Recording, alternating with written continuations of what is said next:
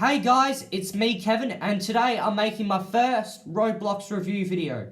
Well, my first actual one anyway, because the other one about the 3 new minigames was a test review.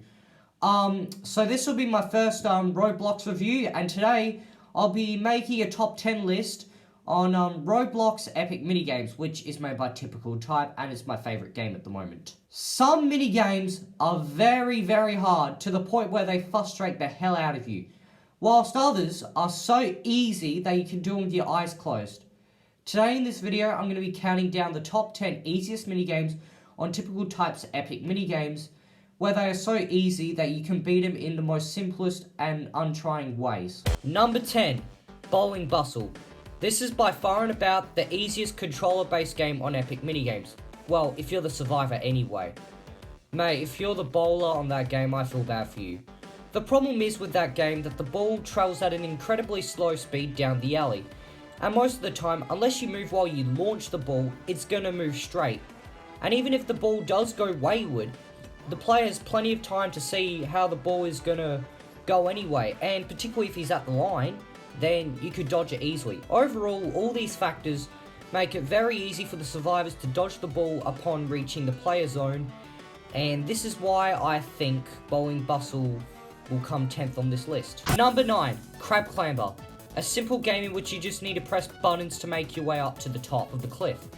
Despite the height of the cliff, just hitting buttons in time with the music will actually get you up there with about 10 seconds to spare. And if you're wondering what tempo that is, if you can't press buttons at that speed, then yes, I will agree you're in a little bit of trouble. But that speed should be more than enough time to press one button. As I said, it gets you up there with 10 seconds to spare at that tempo. Now, while on computer you hit arrows if you're on the right, or WASD if you're on the left, on the iPad it's even easier given that you have 4 buttons that are on the screen, 4 coloured buttons, and you just need to press them, and it doesn't matter what side of the cliff you're on, you just press the buttons. All these factors combined land this game in 9th place on my list. Number 8, Conveyer Conundrum. Given that the speed of the conveyor is slower than the speed of the humanoid for half the round, all that's required to win this game is for the player to be at the top of the conveyor belt where the cargo is coming from, and wait there until a cargo pushes the player out of the way. If the speed hasn't built up by then, make your way to the top, and if it has, just dodge all the cargo that comes towards you, make sure it doesn't touch you, and you should be able to grab an almost certain win from there. Number 7, laser cutting. So you have 4 lanes, and vertical lasers are coming at you on 3 of them, and there's 1 empty lane in which you need to stand at, so the lasers just go past you. Occasionally, with the 3 lasers, there will be a little laser strip at the bottom of the empty laser lane, which you need to jump over. But even then, it's still a small jump, so it's not anything major. The only thing it does become an issue is when a few of those come at you consecutively.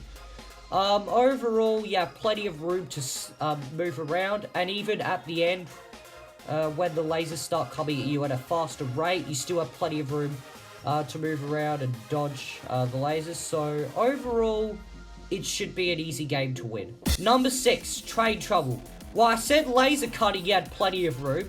Well, Train Trouble is even easier than that, because 1, you only have 3 lanes, and 2, with the sides coming at you, there is no instance where you have to jump over a side. So, basically, if you can win laser cutting, well, this is an almost certain win there as well. Number 5, Toxic Reactions.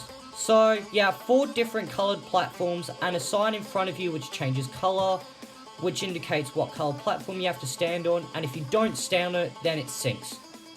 Well, what makes this game a cakewalk is the fact that there's only 8 changes throughout the 60-second period. That's at its hardest. Sometimes it's even less than 8. And also, the platforms are relatively close together that apart from the red and green transition, you almost have enough time to get to the other platform. Even in the red and green transition, if you're on the edge of the platform, closest to the other 3 colours, then you should still have enough time to make your way through to the other platform. Overall, the speed of this game, the slow speed of this game, lands 5th place on my list. Number 4, Spiral Ascent. Well, what helps this game is that you're automatically walking forward anyway, so all you need to worry about is moving left and right with your A and D keys. The obstacles, well, you won't get held up at them very long if you do get held up. Well, unless you're talking about the hole in the wall one. Yes, if you stuff that one up, you might be in a bit of trouble with completing the map. But that's about it. Given that a flawless run, you'd complete the map with 15 seconds to spare. You could, at maximum, do approximately 8 mistakes, and still win at the last second. And yes, I have done that before myself. The only time it might be a little bit difficult is when you're on an iPad and you have to tilt and the controls are a little bit messed up. But apart from that, it's still pretty doable on iPad, particularly if you get used to it.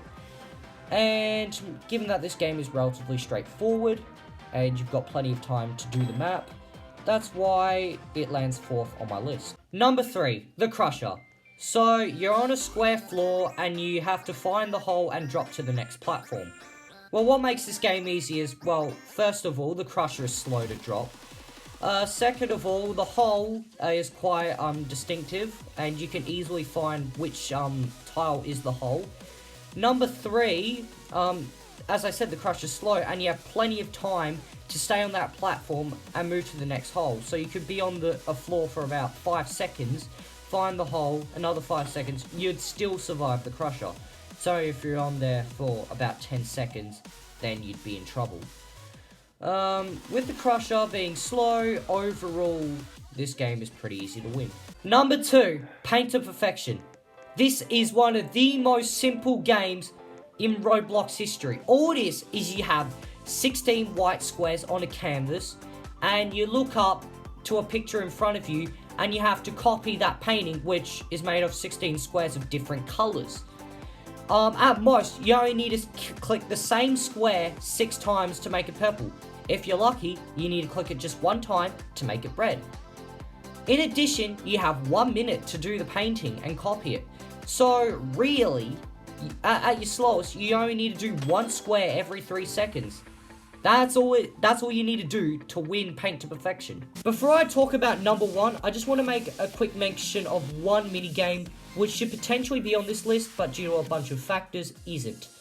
And that minigame is Slippery Sledding. Well, its latest map, Frozen Passages, is a very short map in which you have to complete in 30 seconds.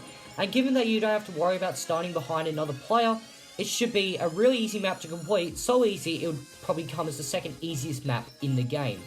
But why is it not on the list is because, well, 1, its original map is only 15 seconds longer and is probably double the length of Frozen Passages. In addition, there is a glitch that if you collide with another player, you could potentially fall out of your cart, and to get back into your cart, you have to walk a long distance away.